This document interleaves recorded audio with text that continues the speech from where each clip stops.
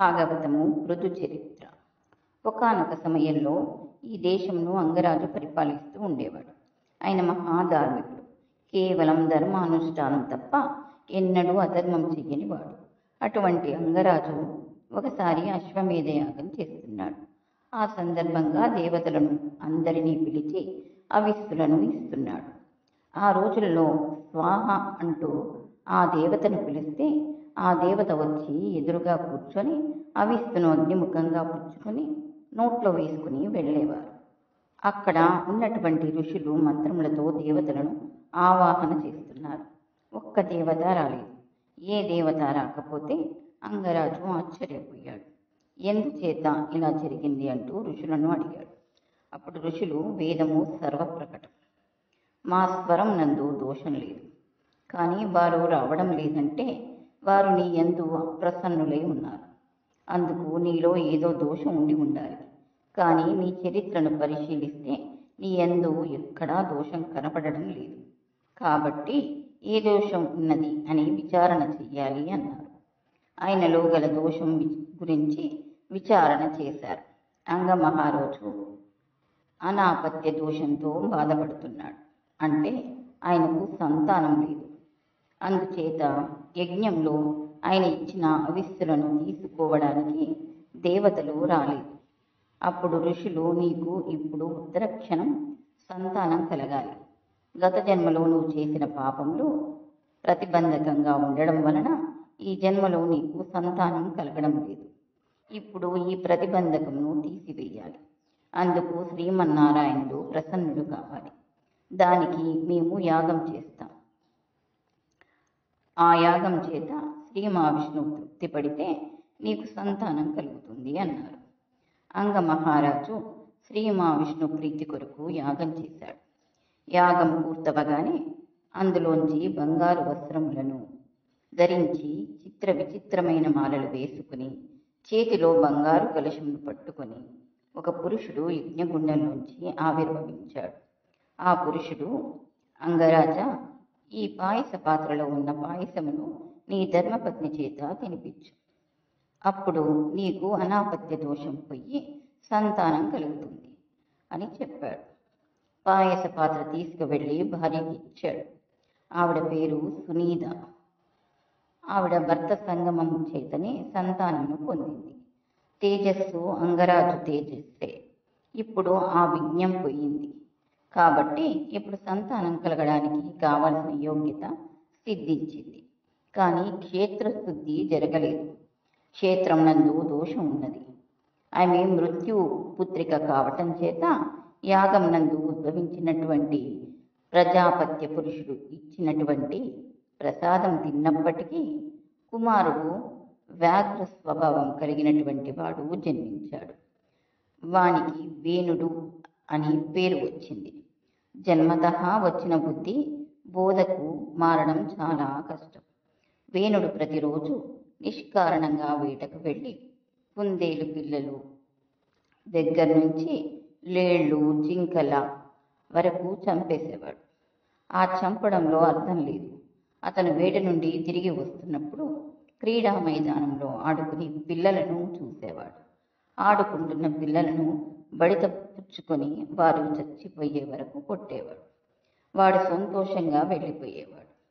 ఇలాంటి పిల్లవాడిని రోజు దగ్గర కూర్చోబెట్టుకుని అంగరాజు ధర్మబోధ చేసేవాడు. ఆయన అలా చెప్తుంటే కొడుకు కనుబొమ్మలు ఎగిరేసేవాడు. తండ్రి పట్ల మర్యాద ఉండేది కాదు. మరలా తెల్లవారున లేవడం, పాపకృత్యములు చేయడం. ఒకరోజు రాత్రి తండ్రి ప్రాణం విసిగిపోయింది. ఒకరోజు భార్య, కొడుకు నిద్రపోతున్నారు. అంగరాజు మాత్రం నిద్ర పట్టక, నా జీవితమునకు ఏమి సార్థకత? నా కొడుకు సత్ప్రవర్తన కలిగిన వాడై నా తర్వాత సింహాసనమును అధిష్ఠించి రాజ్యపాలనం చేసి చక్కగా నాకు పేరు తెచ్చి నా శరీరం పడిపోయిన తర్వాత గయలో పురుషార్థం పెట్టాలి. అలాంటి వాడై నన్ను ఉద్ధరించాలి. నాకు ఇంత దుష్టుడు పుట్టాడు. ఇలాంటి కొడుకు ఉన్న నాకు రాజ్యం ఉంటే ఎంత, సింహాసనం ఉంటే ఎంత? రోజు వీడికి చెప్పుకునే కన్నా ఎక్కడికో పోయి ఈశ్వరారాధన చేసుకుని మట్టిలో కలిసిపోతే మంచిది. అనుకుని విరాగి అన్ని భోగములు కలిగినటువంటి అంతఃపురమును, భార్యను, బిడ్డను విడిచిపెట్టి గురువులకు కూడా చెప్పకుండా తనొక్కడే కాలినడకన నడిచి అరణ్యంలోకి వెళ్ళిపోయాడు. మరునాడు అంతఃపురంలో రాజు కనపడలేదు. వారు ఆయన తల్లిగారైన సునీతతో మాట్లాడి వేణుడికి పట్టాభిషేకం చేశారు. వేణుడు రాజు అయిన తర్వాత ప్రజలకు ఇటు రాజు వైపు నుండి బాధ, అటు కూరుల వైపు నుండి బాధ. యజ్ఞయాగాది క్రతువులు లేవు. రాజు ఈశ్వరుడు కాబట్టి మీరు యజ్ఞం చేస్తే నాకే చెయ్యాలి, నా చిత్రపటములకే ఆరాధన చెయ్యాలి అని వేణుడు ప్రకటించాడు. ఇప్పుడు భూదేవికి కోపం వచ్చింది. వీళ్ళు తమ కొరకు మాత్రమే తింటున్నారు, వీళ్ళకి కృతజ్ఞత లేదు, యజ్ఞయాగాది క్రతువులు లేవు, కాబట్టి నేను ఔషధీ శక్తిని ఉపసంహారం చేస్తున్నాను అంది. భూమికి ఔషధీ శక్తి ఉంటేనే బ్రతుకుతారు. ఎప్పుడైతే ఔషధీ శక్తి ఉపసంహారం అయిందో వెంటనే వచ్చే ఫలితంలో ప్రతి వారికి తెలుసు. దేశంలో ధర్మం అన్నమాట, నీతి అన్నమాట కడుపులోకి పదార్థం దొరికినంత సేపే ఉంటాయి. ఎక్కడ చూసినా దేశంలో నేరముల సంఖ్య పెరిగిపోయింది, దొంగతనములు పెరిగిపోయాయి. ఋషులందరూ ఈ పరిస్థితిని గమనించారు. వారు సరస్వతి నది తీరంలో సమావేశం అయ్యారు. రాజ్యంలోని అప్పటి దారుణ పరిస్థితులకు కారణం ఏమిటని ఆలోచన చేశారు. మహర్షులమందరము వెళ్ళి వేణుడితో ఒక మాట చెప్పుదాం. అతడు మన మాట విని మారిపోతే సంతోషం, మారకపోతే ఇంకా ఆ రాజు ఉండకూడదు. కాబట్టి మన తపశ్శక్తి చేత వానిని సంవారం చేసేద్దామనుకొని బయలుదేరారు. రాజుకు ఆశీర్వచనం చేసి ఒక మాట చెప్పారు. రాజా, నువ్వు యజ్ఞయాగాదులు చేసి ఈ భూమిని రక్షించాలి, శ్రీ మహావిష్ణు అనుగ్రహం పొందాలి, ఈశ్వరుని యందు బుద్ధి మరల్చుకొని చెప్పారు. అప్పుడు వేణుడు, అసలు వీళ్ళందరూ ఎక్కడ ఉంటారు? కనపడని విష్ణువుకు యజ్ఞం చేయమంటున్నారా? ఇంకోసారి నోరు విప్పితే మీ కుత్తుకలు ఎగిరిపోతాయి అన్నాడు. అప్పుడు ఋషులు ఇంకా అతడు మారడు అనుకున్నారు. వీనికి బోధ అనవసరం, వీని వలన మొత్తం రాజ్యం నాశనం అయిపోతుంది, వీడు ఉండటానికి వీలు లేదు అనుకున్నారు. అప్పుడు ఋషులందరూ కోపం తెచ్చుకొని హుంకారం చేశారు. అంతే, వేణుడు చచ్చిపోయాడు. అహంకారం ప్రబలి మహాత్ముల జోలికి వెళ్ళిన వారికి చిట్ట చివరికి ఇదే పరిస్థితి ఏర్పడుతుంది. వేణుని తల్లి అయిన సునీత గొప్ప మంత్రశక్తి కలిగినది. ఆవిడ దూరదృష్టితో ఆలోచించింది. తన మంత్రశక్తితో వేణుని శరీరంను కాపాడింది. అందుకని ఆ శరీరమునకు అంత్యేష్టి సంస్కారం చెయ్యలేదు. ఋషులు కొంతకాలం చూశారు. ఇప్పుడు నేరముల సంఖ్య ఇంకా పెరిగిపోతుంది, శిక్షించే నాదుడు లేడు. అప్పుడు ఋషులు అన్నారు, ఇప్పుడు మనము ఎలా అయినా సరే రాజుకి వంశాన్ని పెంచాలి. రాజు మరణించి ఉన్నాడు. ఇప్పుడు మనము మన తపశ్శక్తితో రాజు శరీరంలోంచి రాజు సంతానమును తీసుకురావాలి అనుకున్నారు. తపశక్తి ఉన్నవారు మూడుల్ని మార్చలేకపోయారు. కానీ క్షేత్రం లేకుండా శరీరంలోంచి సంతానమును సృష్టిస్తున్నారు. కానీ వారి వాక్కుకు వాడు మాత్రం మారలేదు.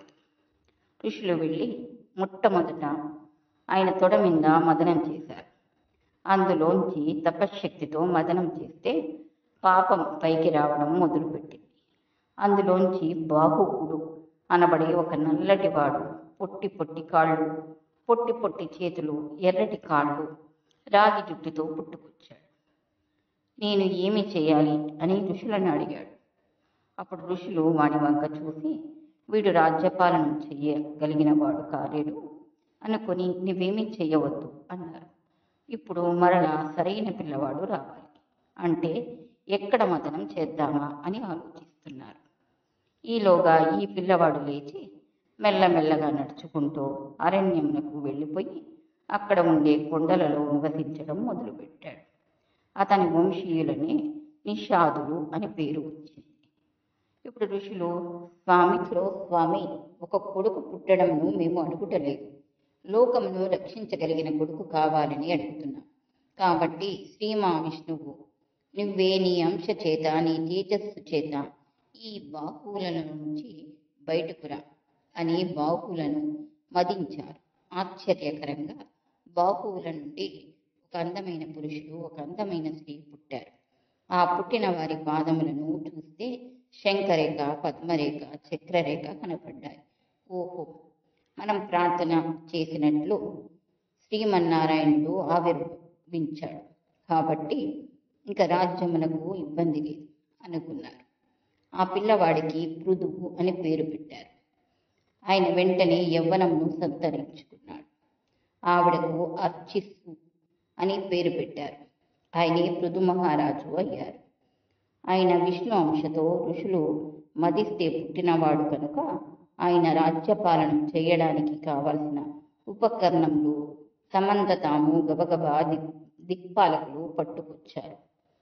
కుబేరుడు ఆయన కూర్చున్నటకు కావలసిన సింహాసనమును తెచ్చాడు. వర్ణుడు గొడుగు తెచ్చాడు. వాయువు చమరం, ధర్ముడు మెడలో వేసుకునేందుకు సుగంధమాల తీసుకువచ్చారు. బ్రహ్మగారు వేదమనబడే కవచము ఇచ్చారు. సరస్వతీదేవి మెడలో వేసుకునే హారము, పూర్ణాంశలో ఉండే స్వామి శ్రీమహావిష్ణువు సుదర్శనము, లక్ష్మీదేవి ఐశ్వర్యము, పరమశివుడు దశచంద్రమనబడే కత్తి ఇచ్చాడు. ఈ కత్తి పెట్టడానికి వర కావాలి. పార్వతీదేవి శతచంద్రమనబడే వరను ఇచ్చింది. సోముడు గుర్రమును, త్వష్ట రథమును, అగ్ని ధనస్సును, సూర్యుడు బాణమును, సముద్రుడు శంఖమును ఇచ్చాడు. స్వామి జన్మించగానే సమస్త దేవతలు తమ తమ శక్తులు ధారపోశారు. పృథు మహారాజు పరిపాలన చేయడం కోసం సింహాసనం మీద కూర్చోగానే వంది మాదిగలు సూత్రం చేశారు. అప్పుడు పృథువు వాళ్ళకి బహుమానులు ఇచ్చి సంతోషపరిచాడు.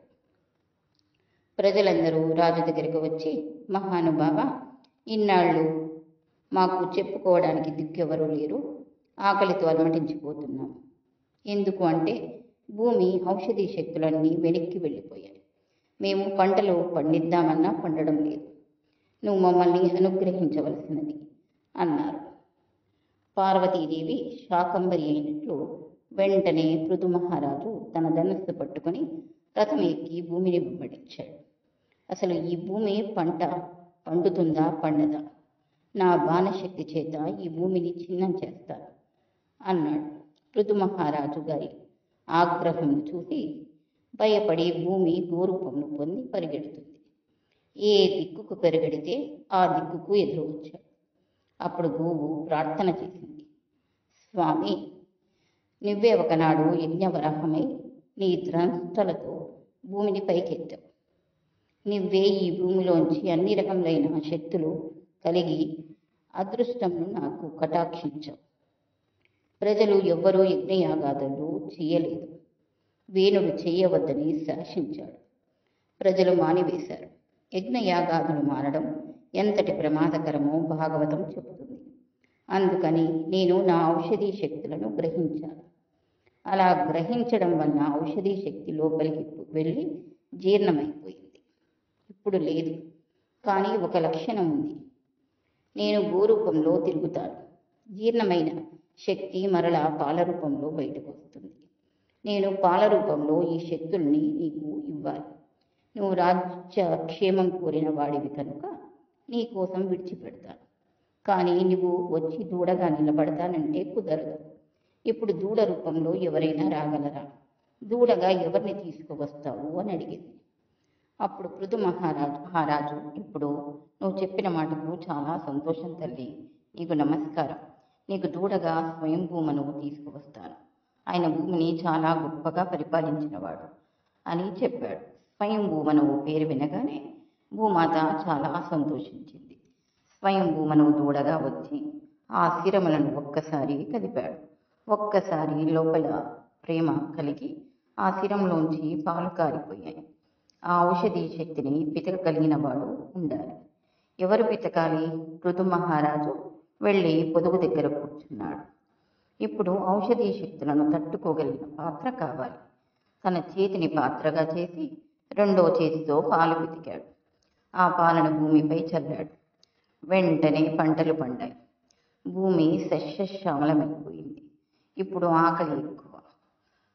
పండేటటువంటి భూమి తక్కువ. అందుకని పృథువు తన ధనుసులు చేతపట్టి వంచి ధనుసు చివరి భాగంతో కొన్ని పర్వతములను పడగొట్టి భూమిని సమానం చేశారు. అలా చేసేసరికి కొన్ని వేల ఎకరముల భూమి మరలా వ్యవసాయ యోగ్యమైంది. దీని మీదకు వచ్చి నీరు నిలబడింది. విశేషమైన పంటలు పండాయి. పృథ్వీ మీద ఉన్నవాళ్ళు అందరూ చాలా సంతోషించారు. భూమిని పృథు మహారాజు పిండితే పృథ్వీ అని పేరు వచ్చింది. అందుకే జీవితంలో పృథు మహారాజు గురించి వినినట్లయితే మన కోరికలన్నీ తీరిపోతాయని పెద్దలు చెబుతారు. పృథు మహారాజు ఎప్పుడైతే పిండుకున్నారో దేవతలందరూ పరిగెత్తుకు వచ్చారు. ఇంద్రుణ్ణి దూడగా వదిలారు. అమ్మ వాళ్లకు వీర్యము, ఓజము, ఋతము అనబడేటటువంటి మూడిటిని విడిచిపెట్టింది. రాక్షసులు ప్రహ్లాదుడిని దూడగా చేసుకొని లోహపాత్రలో 3 రకముల సుర పిండుకున్నారు. గంధర్వులు, అప్సరసలు విశ్వవసుని దూడగా వదిలి పద్మంలోకి సౌందర్యమును, మధువును పిండుకున్నారు. అందుకే పద్మము అంత సౌందర్యంగా ఉంటుంది. పితృగణములు ఆర్యమునిని దూడగా చేసి వచ్చి మట్టి పాత్రలో ద్రవ్యమును పిండుకున్నారు. సిద్ధులు కపిల మహర్షిని దూడగా చేసి ఆకాశం అనే పాత్రలోకి పిండుకున్నారు. అందుకే వాళ్ళు ఆకాశగమనం చేయగలుగుతున్నారు. కింపురుషులు మయుడిని దూడగా చేసి యోగం అనే పాత్రలోకి ధారణ అనే శక్తిని పిండుకున్నారు. యక్ష, భూత, పిశాచాది గణములు రుద్రుణ్ణి దూడగా చేసుకొని కపాలంలోకి రక్తమును పిండుకున్నారు. తక్షకుణ్ణి దూడగా చేసుకుని తమ పుటాలమనబడే పాత్రలోకి పురుగులు, ఫలములు అనే వాటిని పిండుకున్నాయి. వృక్షములు తమ పటాలలోనికి రసమును పిండుకున్నాయి. అందుకే మనకి అన్ని రకముల రుచులు చెట్ల నుండి వస్తాయి. అవి ఆయా రుచులను కలిగి ఉండి మనకు రసపోషణం చేస్తున్నాయి. అలా పృథు మహారాజు ఆనాడు ఎవ్వరూ పొందనటువంటి విజయమును సాధించి భూమండలమును అద్భుతంగా పరిపాలన చేస్తున్నాడు. ప్రజలు అందరూ పరమ సంతోషంగా జీవితములను గడుపుతున్నారు.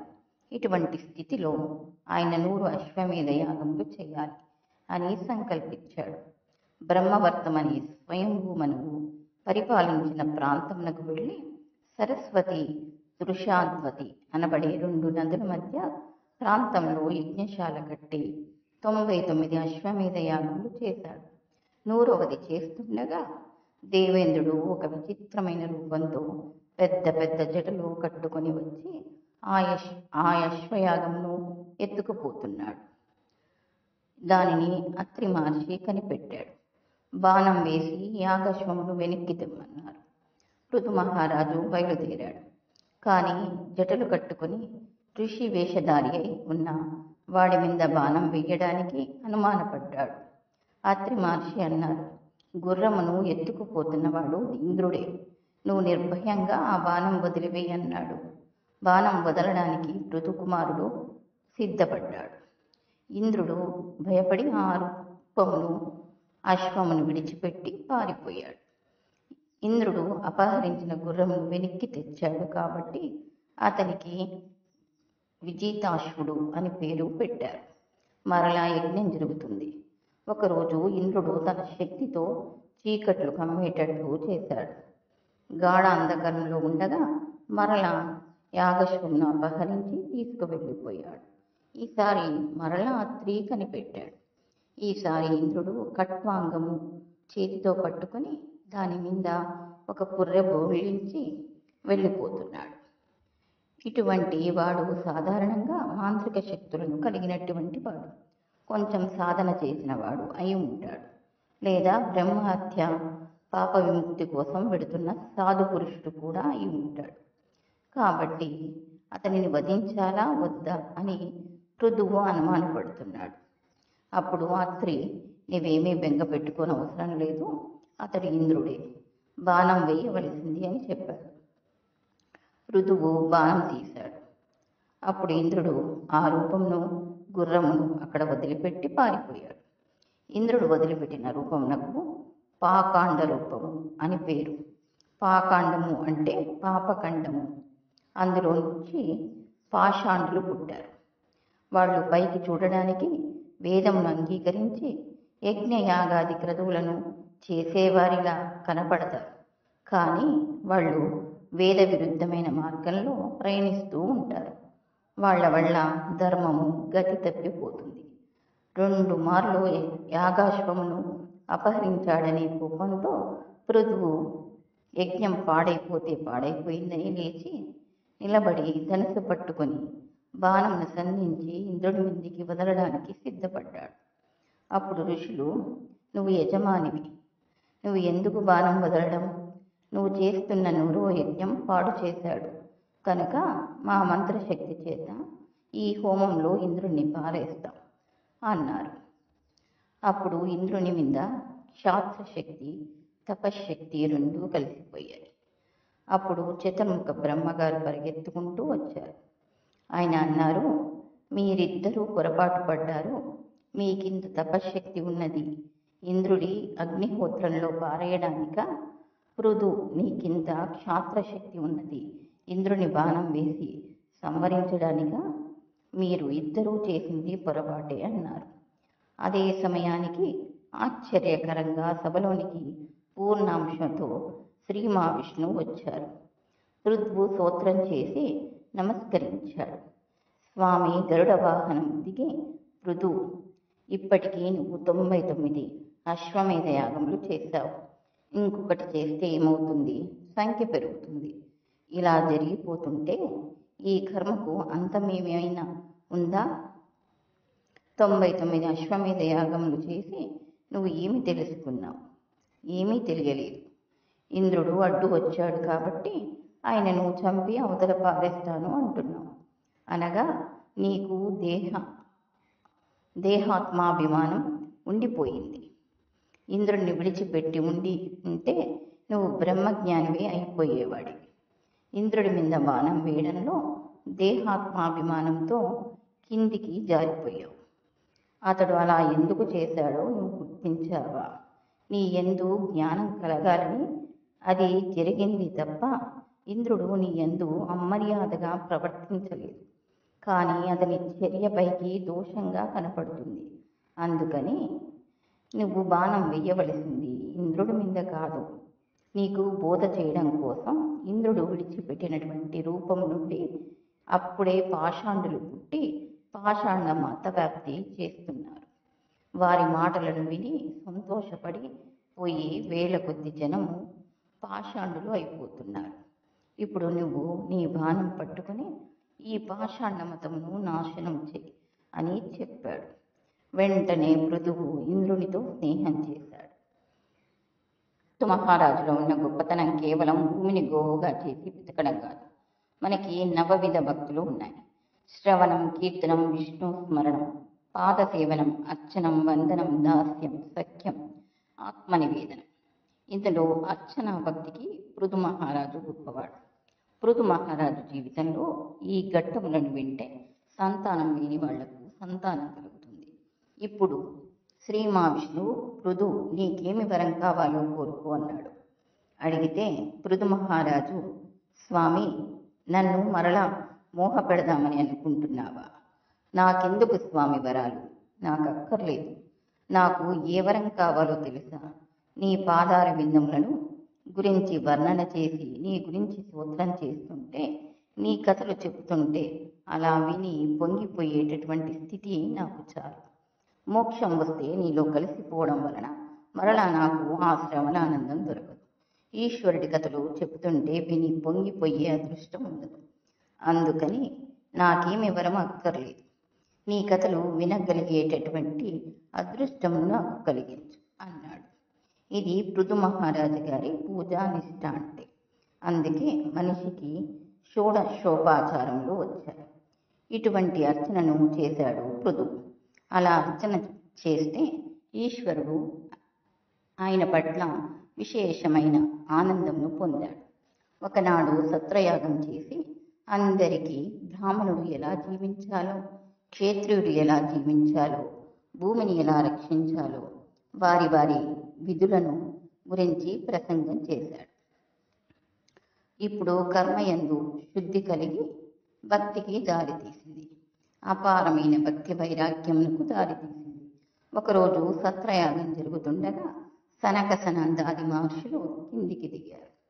మహాపురుషులైన వారు నడిచి వస్తున్నప్పుడు అంత తేజస్సు లేనివాడు కూర్చుంటే ఆయురార్థం తగ్గిపోతుంది. ప్రాణములు తమ తమ స్నానంలోంచి లేస్తాయి. అందుకని లేచి నిలబడితే అవి కుదురుకుంటాయి. అందుకని పెద్దలు వచ్చినప్పుడు నిలబడతారు.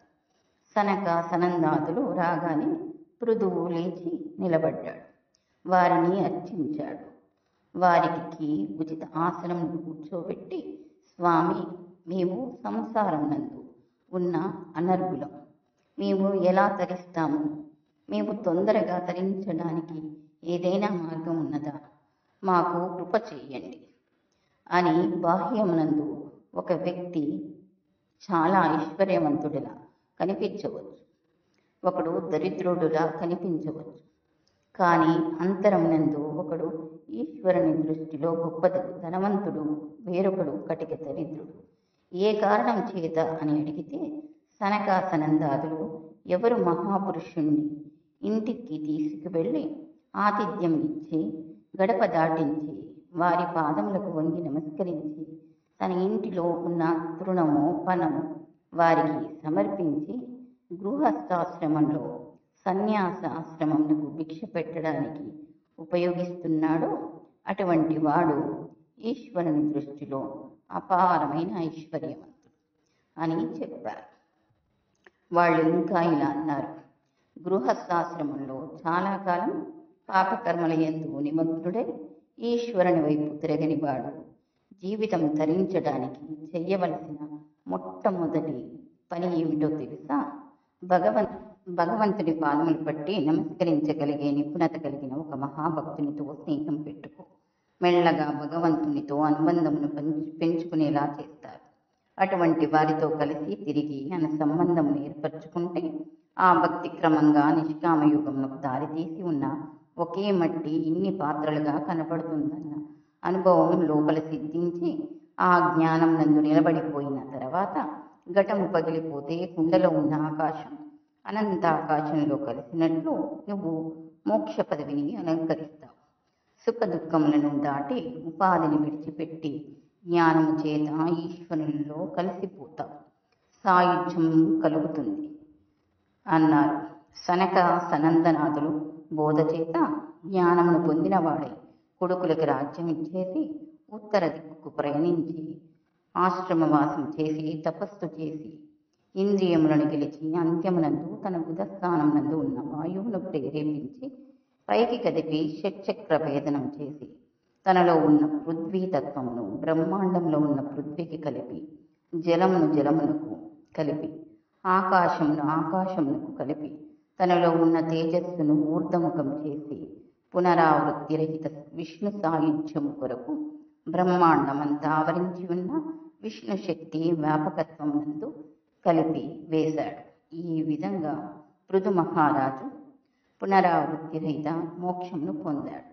పిమ్మట అయిన భార్య అర్చిస్తూ వెంటనే భర్తకి తర్పణం విడిచి తలస్నానం చేసి అగ్నిహోత్రం నందు ప్రవేశించి శరీరంను విడిచిపెట్టి భర్త ధ్యానం చేస్తూ భర్త ఏ లోకమునకు వెళ్ళిపోయాడో ఆవిడ కూడా ఆ లోకమునకు వెళ్ళిపోయి ఆయనతో పాటు నారాయణ శక్తి యందు లీనమైంది.